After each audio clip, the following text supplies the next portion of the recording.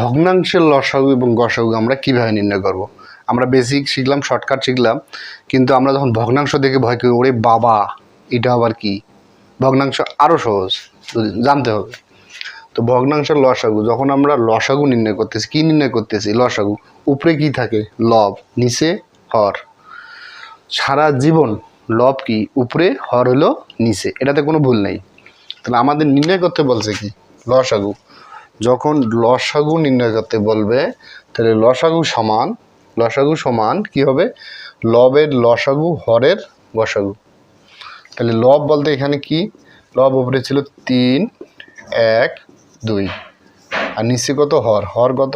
5, 4, 3। তাহলে 3, 1, 2 এর লসাগু কত? এখন সহজভাবে বলতে পারি 3, 1, 2, 3 দুগুণে 6, 5, 4, 3, এগুলো একটা তো মিল নেই এবং ভাগও যায় না, একটাকে আর একটা দিয়ে। তাহলে 5, 4, 3 এর গসাগু কত? 1।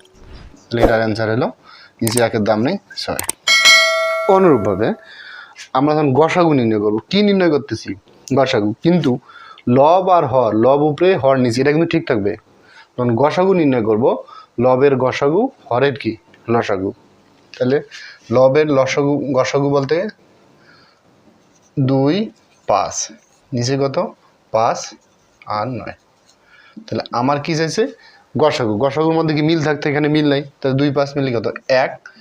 আর 5 আর 9 আলাদা জিনিস। 5 একটা সংখ্যা, 9 5 লাও 45।